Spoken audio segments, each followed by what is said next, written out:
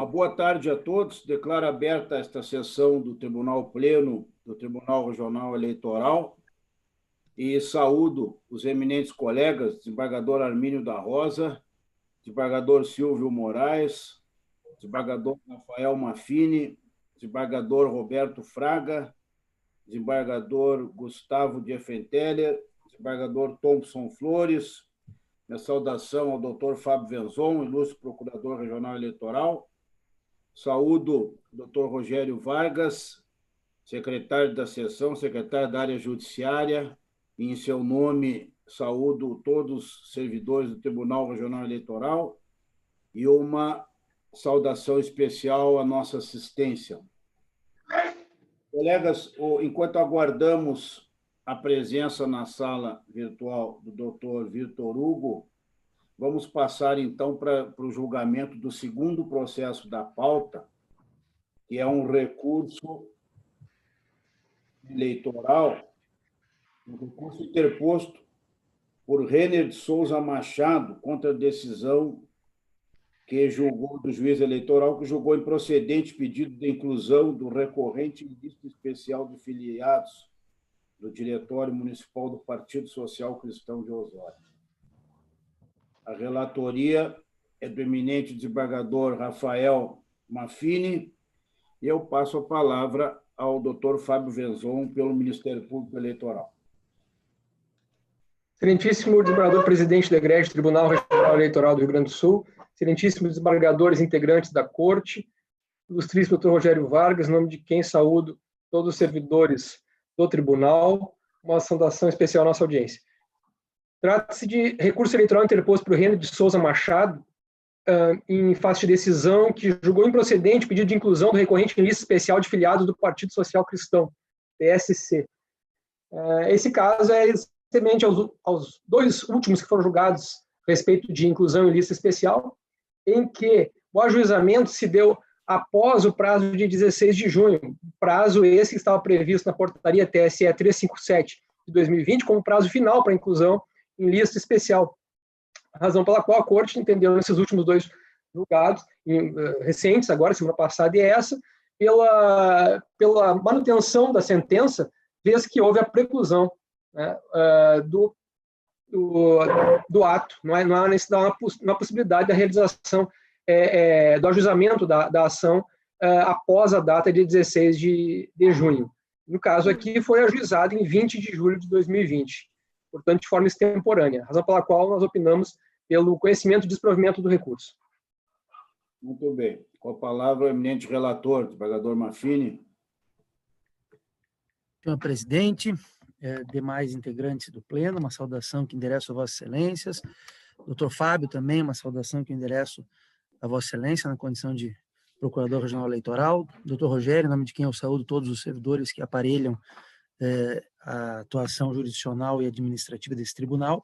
Eu vou me permitir, senhor presidente, já na linha do parecer do Ministério Público Eleitoral e fundamentalmente na linha do que já vem sendo decidido, inclusive um desses processos referidos pelo doutor Fábio foi de minha relatoria, eu vou me permitir fazer uma leitura só da ementa, nos seguintes termos. Minha proposta de voto é a seguinte: pretensão de reconhecimento de filiação partidária.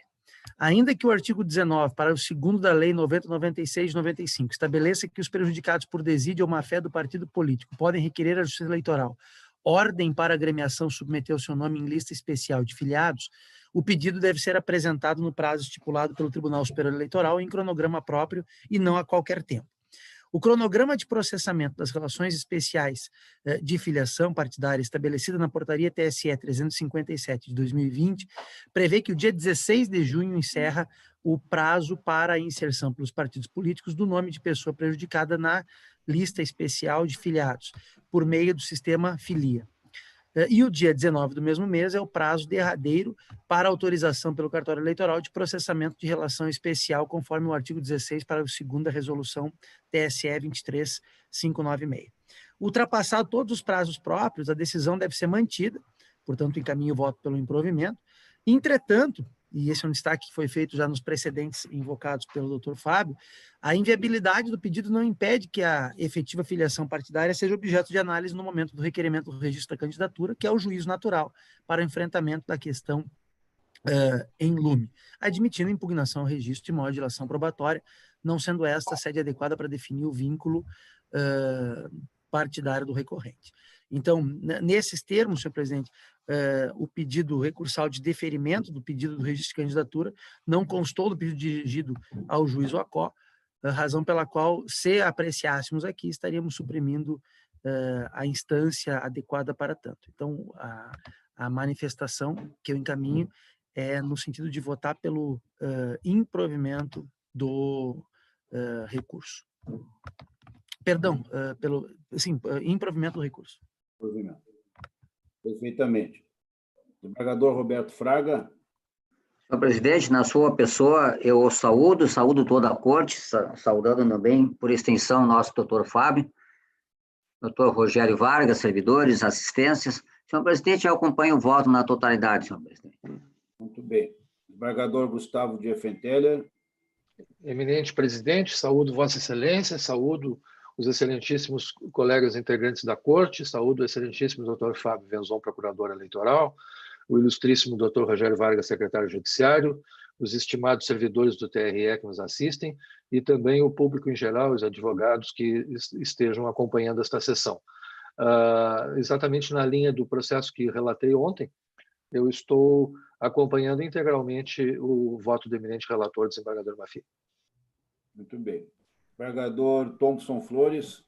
Senhor presidente, na pessoa de Vossa Excelência, cumprimento todos os demais juízes da Corte, excelentíssimo senhor Procurador-Geral Eleitoral, doutor Rogério Vargas, que também representa o corpo funcional da Corte, advogados, pessoas que nos assistem, interesses nos julgamentos dessa tarde. Cumprimento a todos. Quanto ao processo em causa, acompanho integralmente o voto do eminente relator. Muito bem. Desembargador Armínio da Rosa. Senhor presidente, endossando as saudações já feitas, estou acompanhando o eminente relator. Muito bem. Desembargador Silvio Moraes. Presidente, também renovo as saudações a todos e acompanho integralmente o eminente relator. Perfeitamente. Então, proclamando o resultado, recurso eleitoral 060.0023, a unanimidade, negaram provimento e não conheceram do pedido de deferimento do pedido de registro de candidatura nos termos da fundamentação do voto do eminente relator. O próximo processo da pauta é um pedido de homologação de acordo feito pela União, através da Advocacia Geral, firmado com o candidato ao cargo de deputado estadual Wilson Halsen Jaques Filho. A relatoria é do eminente desembargador Mafini, e eu passo a palavra ao ilustre procurador eleitoral, doutor Venzon. Senhor presidente, parecer pela homologação do acordo. Perfeitamente. Desembargador Mafini. Senhor presidente, uma vez mais saudando a Vossa Excelência e a todos os demais integrantes da Corte, doutor Fábio, doutor Rogério, a União veio aos autos postular a homologação do acordo de parcelamento, eis que, cumprido nos termos e condições contidos na petição e nos documentos juntados aos autos. Conforme se verifica dos autos, o termo de acordo de parcelamento foi celebrado em conformidade com a Lei 9469, de 97, cumprindo, portanto, as exigências legais e, cumpridas as exigências legais, encaminho o voto, senhor presidente, no sentido de homologar o acordo. Perfeitamente. Colegas, eu observo que os votos lançados na rede vão ao encontro do voto do eminente relator, de modo que eu consulto os colegas se alguém deseja fazer qualquer acréscimo, qualquer manifestação, senão podemos encaminhar a declaração do resultado. Não havendo qualquer manifestação a ser lançada e sendo, então, ratificados os votos dos eminentes integrantes, nós declaramos o resultado, que, à unanimidade, a Corte homologou o acordo extrajudicial. Nós tínhamos, para esta sessão, mais 3 processos que tiveram que ser retirados de pauta, porque houve um problema no PJE, e esses processos não puderam ser disponibilizados. Então, com essa situação nova que surgiu hoje, então nós temos agora o último processo da pauta, que é um recurso interposto pelo diretor municipal do PTB de Capão Bonito do Sul. E nós temos a inscrição do doutor Vitor Hugo Muraro Filho, que faria sustentação oral pelos recorridos Marcos Nepomuceno e Nepomuceno Empresa Jornalística Limitada. Em razão, doutor Rogério, o doutor Vitor Hugo não... Eu passei um WhatsApp para o senhor sobre a situação. Não vi. Só um pouquinho. É que o telefone está carregando.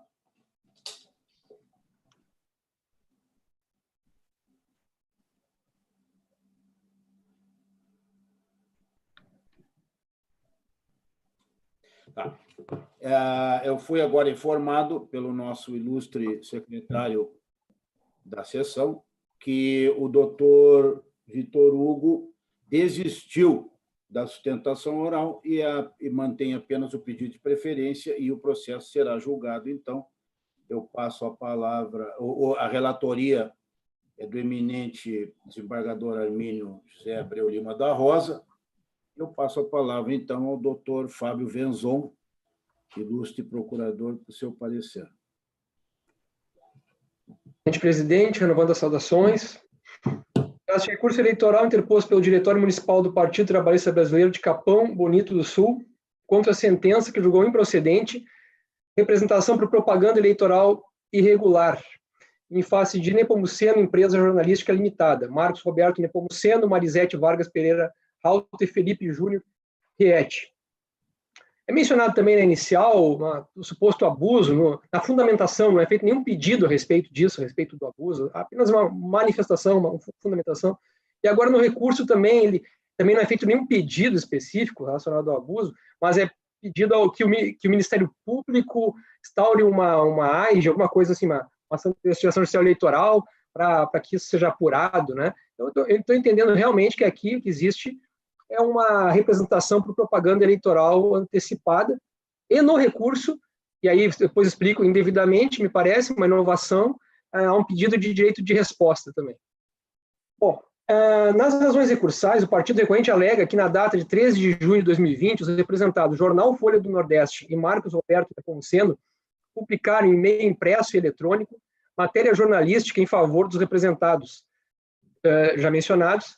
Mencionou que o jornal Folha do Nordeste, na edição número 1634, deu amplo destaque à aliança entre o PDT e MDB, que confirmaram o lançamento prematuro do nome do atual prefeito, Felipe Riete, como candidato à reeleição, e da ex-secretária de Educação, Marisete Vargas, como candidata a vice-prefeita, cuja imagem foi inserida na capa da aludida edição. Ressalto que a matéria jornalística também foi divulgada na coluna do representado Marcos Roberto Nepomuceno e difundida na rede social deste e do próprio jornal, no Facebook do jornal, bem como nas redes sociais do representado Felipe Riete. Inicialmente, verifica-se que a capa da edição do número, isso aí nós agora estamos aqui, nosso parecer aqui, verifica-se que a capa da edição do número 1634, do dia 12 de junho de 2020, do jornal Folha do Nordeste, cuja cópia foi anexada inicial, veicula matéria relacionada à disputa eleitoral no município de Capão Bonito do Sul, com a inserção da imagem da representada Marisete Rauto com o seguinte título e subtítulo. Marisete é o MDB na aliança com o PDT de Felipe Riete.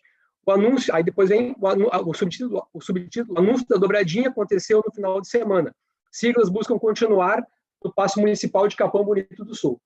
A referida matéria jornalística também foi objeto de entrevista veiculada na coluna do jornalista Marcos Roberto Nepomuceno, intitulada Formada Dobradinha Felipe e Marisete.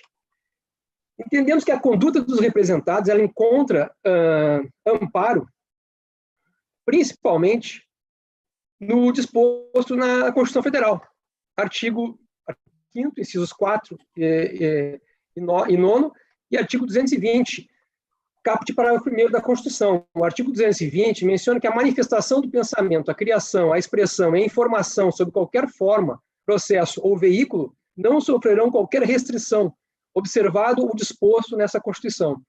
Nenhuma lei conterá dispositivo que possa constituir embaraço à plena liberdade de informação jornalística em qualquer veículo de comunicação social. Nós estamos aqui tratando de um jornal que divulgou fatos relevantes na seara política do município. Então, não vemos aqui propaganda antecipada, mas sim divulgação de notícia, né? Também temos ciência hoje do artigo 36A, da abertura que o artigo 36A dá para a pré-campanha, né, e da divulgação da pré-campanha pelos veículos de comunicação social. Sendo que, no inciso 1, inclusive, ele faz a distinção, né, da necessidade de dar tratamento isonômico para o rádio e televisão, e o jornal e a internet. E isso é uma jurisprudência já antiga do TSE, que entende que o jornal impresso, que a mídia impressa, ela tem uma liberdade maior, né? Então, ela acaba não sendo exigido esse tratamento isonômico.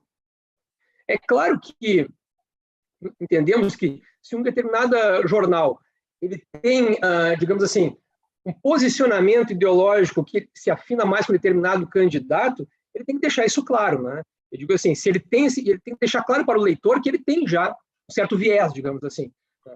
Não pode um jornal dar a entender que não tem qualquer viés e, na verdade, estar sendo utilizado apenas para viabilizar uma determinada candidatura. Mas, no caso concreto, não existe nada nesse sentido, né? No sentido de que está sendo viabilizada uma candidatura em detrimento de outra, ainda que a lei permita, exige o tratamento isonômico do rádio e televisão, mas, de qualquer maneira, aqui não existe nenhuma comprovação de tratamento não isonômico em relação a outros candidatos, até porque nós estamos falando de apenas uma notícia, né? Nós não estamos falando de um conjunto de notícias. Isso aí, até para a questão do abuso de poder mencionado na inicial, também é importante, né? Somente depois de um número importante de notícias, assim, um volume de notícias que demonstre que somente um dos candidatos está sendo beneficiado, é que se poderia falar em abuso de poder, principalmente se também tivesse alguma comprovação daquilo que foi afirmado, no sentido de que esse jornal recebe recursos da prefeitura, então ele tem um contrato com a prefeitura. Então, assim, não estou dizendo que não é possível que seja comprovado no futuro alguma coisa nesse sentido, ou seja, um jornal que tem um contrato com a prefeitura acaba, por alguma razão, somente noticiando fatos envolvendo o candidato à reeleição. Isso é possível que aconteça, mas isso tem que estar comprovado. E não é um fato, são vários fatos que vão demonstrar um tratamento anti-isonômico por um jornal que tem uma relação comercial com a prefeitura, está fazendo isso em virtude dessa relação comercial, o que até mesmo improbidade seria, né? Crime e improbidade. Estaria sendo utilizado recurso público para garantir a adesão de um jornal a uma determinada candidatura. Evidentemente que isso não é lícito. Mas isso não está comprovado aqui. Então, vamos voltar à questão da propaganda eleitoral antecipada. Então, em termos de propaganda eleitoral antecipada, não há informação jornalística, não há pedido explícito de votos, não há qualquer referência a isso, né? Não há meio proscrito também, que seriam aquelas 3 situações, né, que o TSE entende. Não sendo um indiferente eleitoral, que no caso aqui, claro, não é um indiferente eleitoral, menciona as eleições, mas ou tem o pedido explícito de voto, ou é um meio proscrito, ou é um meio que não está acessível aos demais pré-candidatos.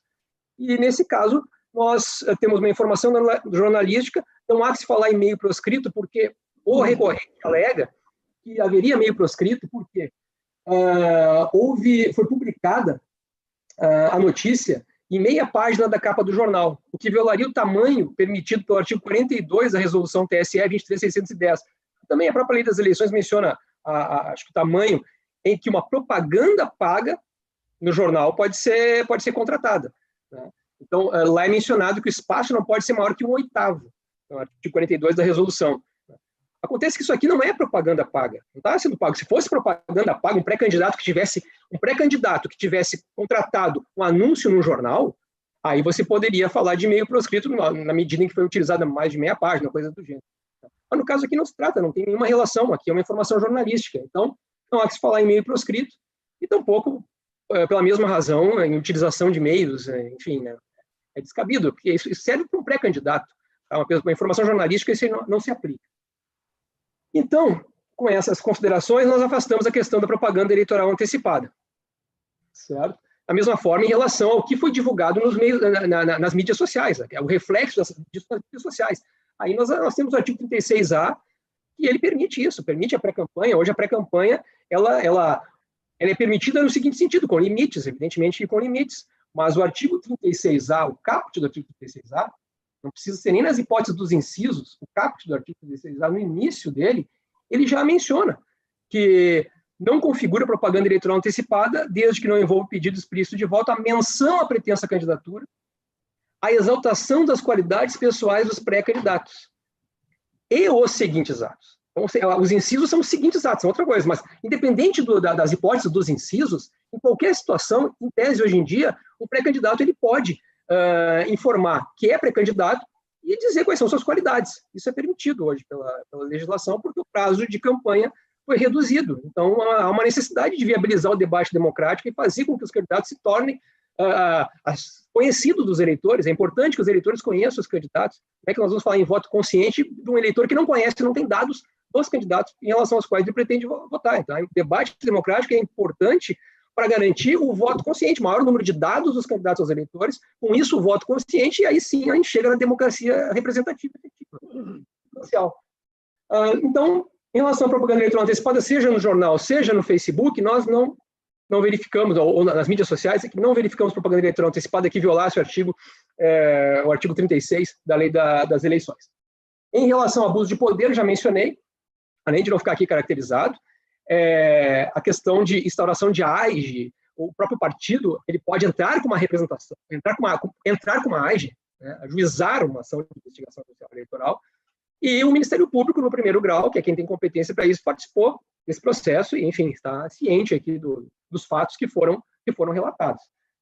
Finalmente, em relação à questão do direito de resposta, que foi requerido apenas aqui no momento do recurso, e ele foi requerido em virtude do jornal haver divulgado uma informação sobre esse processo, ou seja, acho que é liminar, alguma coisa relacionada a liminar, o jornal divulgou uma informação sobre esse processo. Em virtude disso, no recurso é pedido o direito de resposta. Aí nós esclarecemos o seguinte: o direito de resposta é uma inovação indevida no presente feito, desde que se funda em fato novo, relacionado à divulgação no jornal sobre a propositura da ação.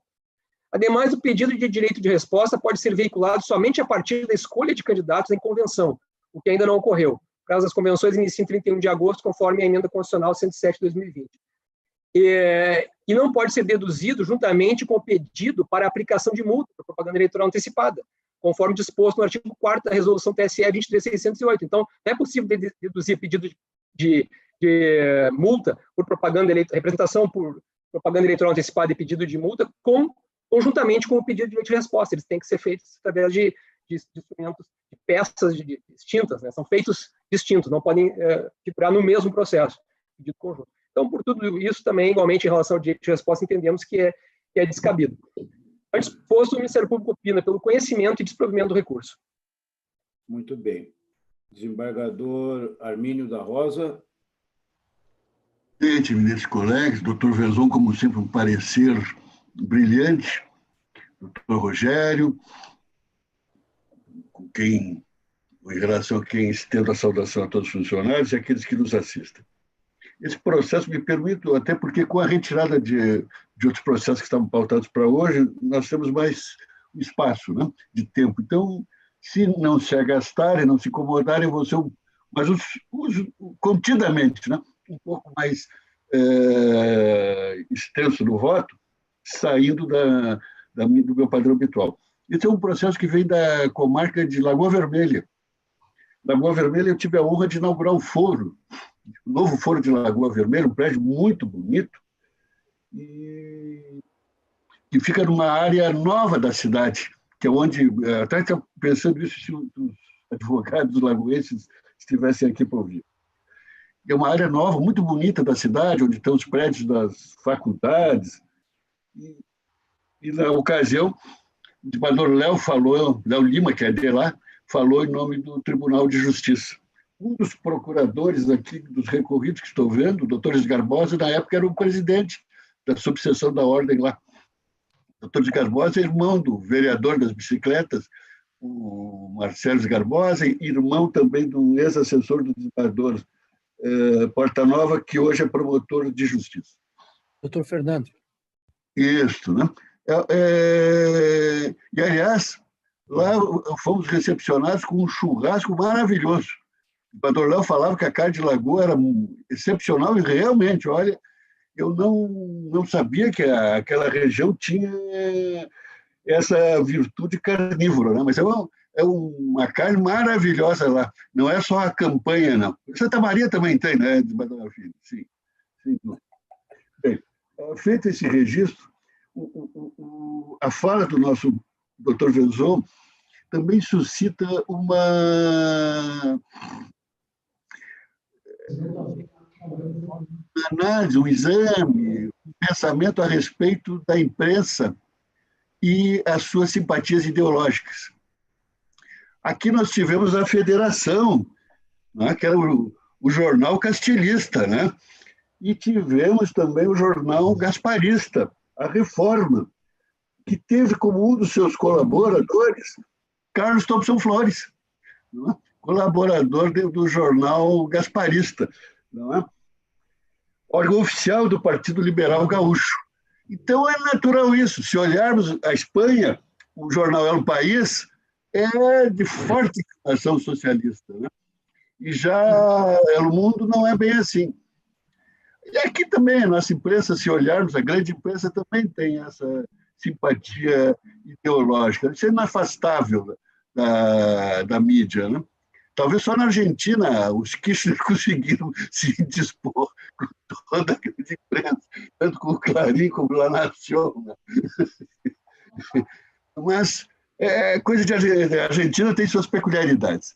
Então, isso é natural a imprensa, né? O que não pode acontecer, como diz o doutor Venzon, é que haja um ocultismo, né? Uma dissimulação, não é? Aparentemente sobre um véu de imparcialidade, se termine trabalhando por determinadas ideologias ou até por determinadas participações eleitorais, por candidatos até, o que é mais grave ainda, individualizar-se em determinadas pessoas. No caso, nós temos aqui notícias jornalísticas de um jornal, e vou avançar um tema que ficou para o final, no voto, mas eu trato desde logo, um jornal que se alega, esse jornal é patrocinado pelo município. Na verdade, esse jornal é contratado pelo município por licitação prévia e faz publicidade ou divulgação de atos oficiais, e a contratação, o contrato está nos autos, é para divulgação de atos oficiais, como faz em relação a diversos outros municípios daquela região. Então, não há nenhuma exclusividade, preferência ou inclinação em relação ao município de Capão Bonito. E quanto à notícia jornalística, não percebo nela qualquer vedação.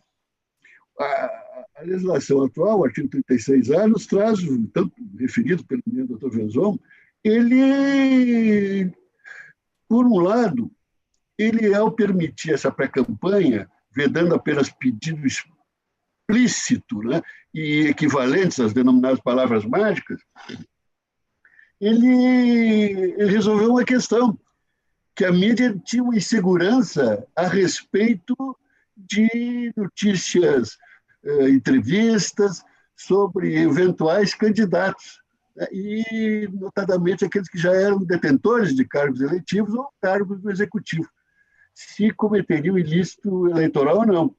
Então, a alteração legislativa veio para eliminar, em primeiro lugar, esse tipo de insegurança. E sabemos antecedentes a respeito da pré-campanha, processos, etc. Como também, como destaca o doutor Venzon, veio a assegurar aquele direito à informação, que é constituinte de manifestação, notadamente esse, posto entre os direitos fundamentais pela nossa Constituição. O que se tem aqui é uma notícia de capa, uma chamada de capa com fotografia, e depois isso repercute em coluna de jornalista e notícias do interior do jornal. Não há nenhuma colocação aqui que possa, de um lado, exprimir pedido explícito de voto em relação aos candidatos.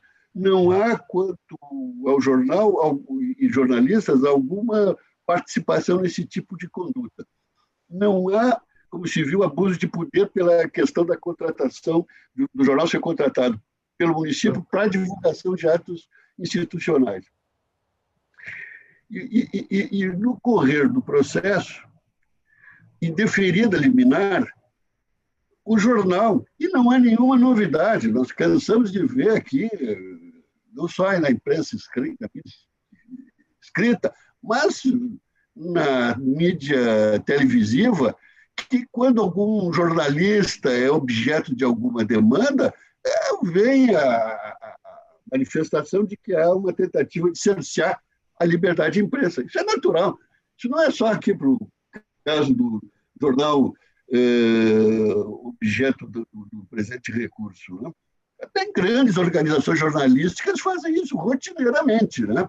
E apontando, destacando quem seria o eventual transgressor da liberdade de imprensa.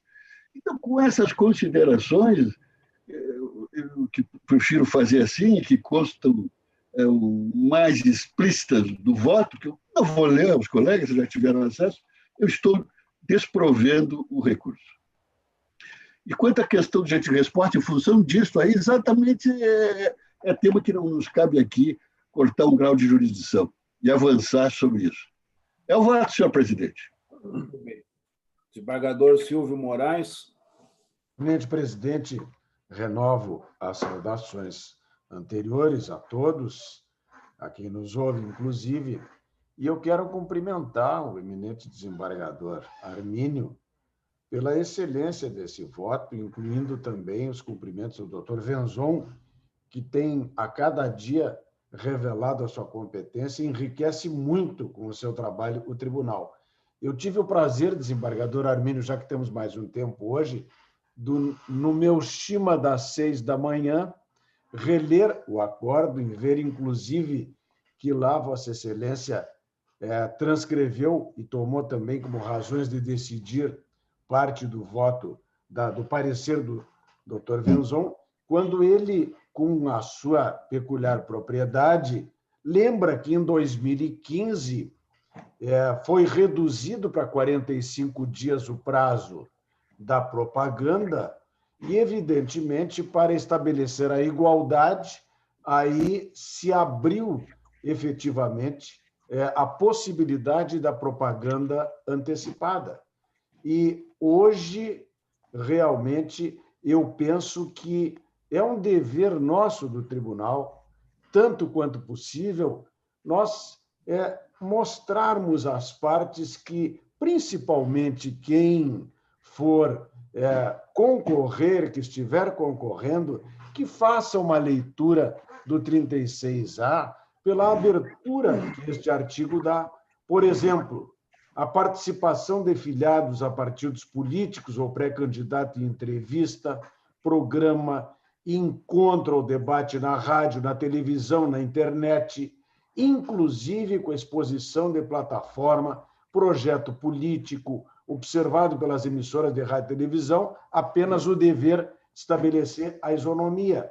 Também a realização de prévias partidárias é possível, a divulgação, veja bem, em relação aos parlamentares, de atos parlamentares e debates legislativos, desde que não se faça pedido de voto, e isto, assim como foi posto aos parlamentares, lá no parágrafo 2º do artigo, ele dá ênfase que nas hipóteses do inciso 1 a 6, vejam bem, do caput, também é permitido o pedido de apoio político e a divulgação dos pré-candidatos. Então, vejam bem, por que eu acho a importância e, sobretudo, permito-me fazer isto, porque realmente é preciso que todos tomem conhecimento deste artigo para ficar bem claro que hoje a campanha, a pré-campanha lícita,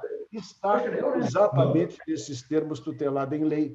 E isto, evidentemente, ao invés de recorrer tanto ao juiz de primeiro grau e, posteriormente, ao tribunal, por um fato que está consumado em lei, é preciso que fique esclarecido, e aí nós aproveitamos, enquanto tribunal, e prestando esses esclarecimentos, que fique bem claro a possibilidade dessa pré-campanha e que o candidato, ao invés de recorrer, aproveite também o espaço que a lei lhe faculta para agir também no mesmo sentido. Então, eu quero cumprimentá-lo pela excelência do voto, brilhante como de hábito, muito instrutivo a tantos quantos lerem este voto, num esclarecimento geral acerca das possibilidades em toda a sua amplitude com relação àquilo que é lícito em termos de propaganda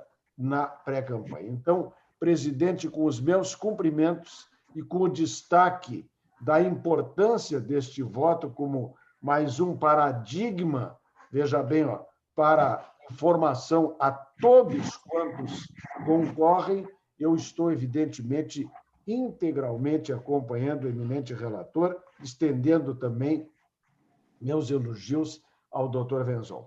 É como voto. Muito obrigado. Desembargador Mafini. Senhor presidente, eu faço coro ao elogio endereçado ao voto do desembargador Arminio e também ao parecer do doutor Fábio.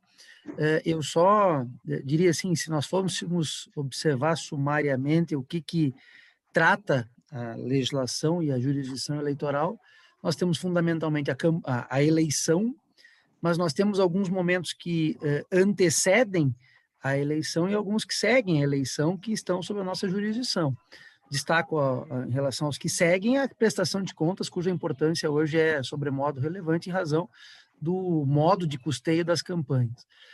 E as que antecedem a eleição, nós temos a campanha e agora esse fenômeno inevitável, que é a pré-campanha, né?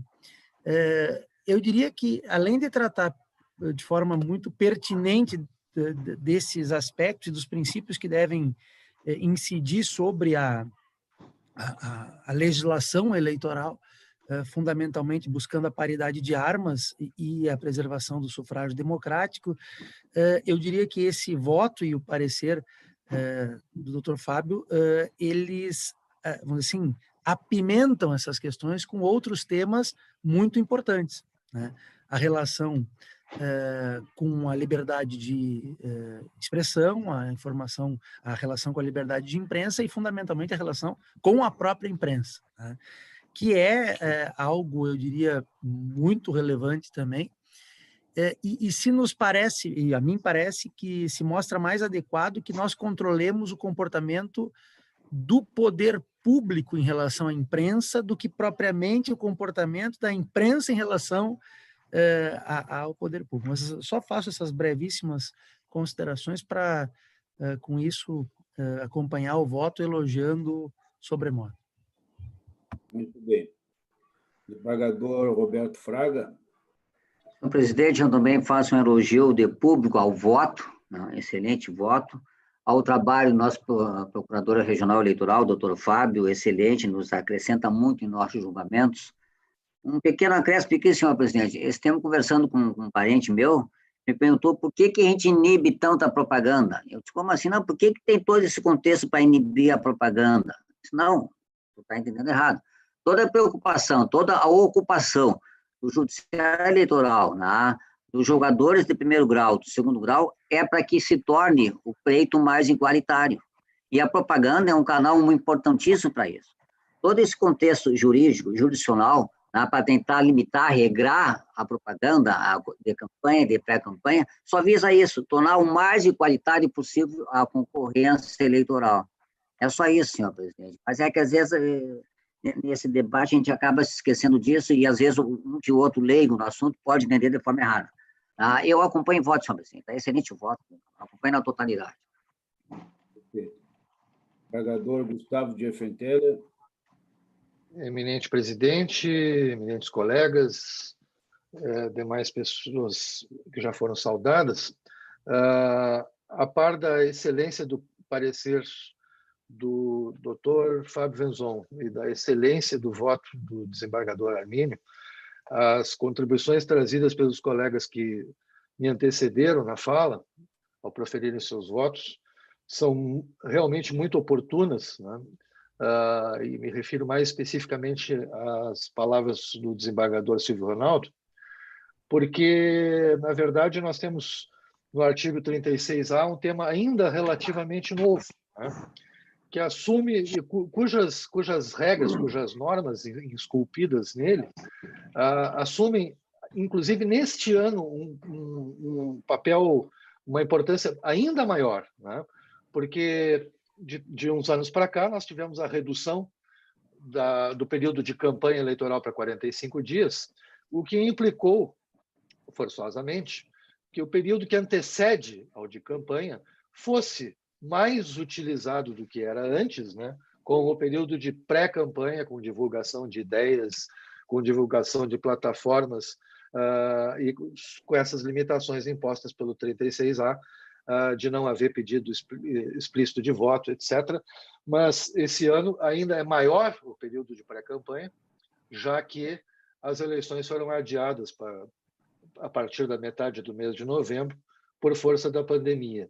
Então, eu creio que, como já dito, né, esse voto, esse parecer do Dr. Fábio, os acréscimos trazidos pelos colegas, são uma importante contribuição que a Corte dá ao esclarecimento dessa matéria, que, como disse, ainda é relativamente nova e, ao que se vê diuturnamente, não totalmente dominada pelos players, pelos envolvidos na disputa eleitoral. E foi com essa intenção, inclusive, e na mesma linha, não com o brilho do voto e nem das contribuições trazidas pelos colegas, que eu recentemente publiquei um artigo no nosso jornal Zero Hora, aqui de Porto Alegre, falando exatamente sobre isso, né, sobre os limites ali das manifestações de pré-campanha, e também foi nesse sentido que, modestamente, dei a minha contribuição ao Congresso do Instituto Gaúcho de Direito Eleitoral, falando exatamente nesses termos e acrescentando mais algumas coisas além da proibição do pedido de voto explícito. Mas, feitas essas considerações, e me perdoem que talvez não sejam exatamente oportunas como foram dos que me antecederam, eu digo que acompanho integralmente o excelente voto do eminente relator. Muito bem. Desembargador Tom Flores.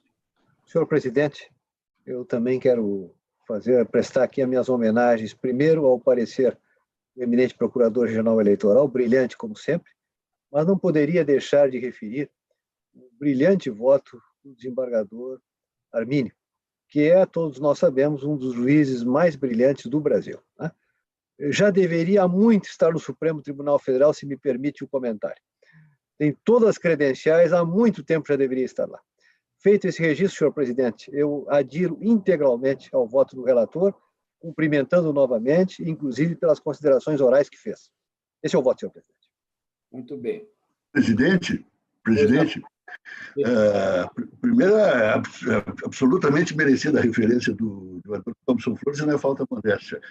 Eu tenho outro nome para mim que deveria estar lá no Supremo, deve estar lá no Supremo, não é? Da magistratura.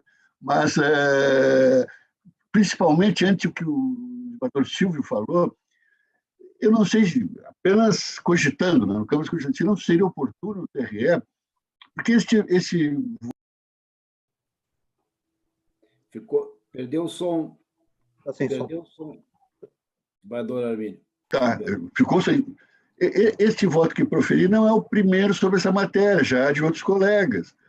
Se o TRE não poderia elaborar, até com o artigo do desembargador Gustavo, como peça inicial até, elaborar com os votos sobre esse tema de todos os colegas, não é? E divulgar, não é?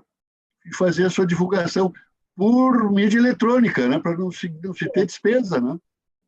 Se fosse possível, se for conveniente, e os pareceres do Dr. Fábio, né? O Dr. Fábio está nos devendo já um livro sobre eleitoral, né? Direito eleitoral. Esse é um protagonismo importantíssimo, desembargador Armínio. importantíssimo, de pleno acordo com a sua ideia. O TRE poder fazer com os votos de todos, né? Eu acho que a manifestação do desembargador Armínio é completamente pertinente e construtiva. Nós podemos, sim, levar essa ideia adiante, junto com os setores competentes do TRE, inclusive com o apoio da escola, da Secretaria de Comunicação, do doutor Basílio, que é um especialista nessa matéria de propaganda eleitoral, e, como foi dito aqui, referindo julgados da Corte acerca da matéria e também as lúcidas e pertinentes manifestações do Ministério Público Eleitoral, em especial através do doutor Fábio Venzon, conforme tem sido reiteradamente e com bastante justiça reconhecido aqui nessa Corte. Então, vamos, doutor Rogério, ver se damos esse encaminhamento, né, no sentido de prestar orientação, principalmente aos candidatos, aos partidos, sobre essa questão da disputa eleitoral, e também, como informativo, até ao próprio eleitor e aos juristas que atuam nessa área. Sempre é bom expandirmos o debate, quando o debate traz a sustentação que foi referida aqui pelos colegas e que tem se constatado não só da Corte, quanto do Ministério Público. Bem, colegas, feitas essas devidas observações por todos, no voto, o Tribunal, de forma unânime, negou provimento ao recurso 0036, com que fica proclamado o resultado. Nós, assim, encerramos a pauta de hoje. Já foi referido que havia outros 3 processos pautados e que tiveram que ser retirados por um problema operacional de informatização junto ao PJE. E que esses processos, obviamente, serão julgados nas próximas sessões.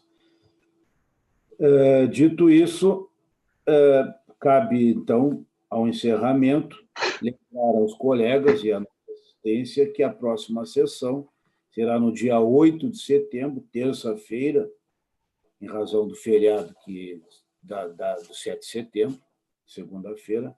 Então, a próxima sessão, terça-feira, 8 de setembro, às 14 horas. Agradeço a participação de todos e desejo a todos, inclusive os que nos assistem, uma boa tarde e um bom trabalho. Boa tarde. Boa tarde, bom feriado, bom fim de semana. Obrigado. Semana.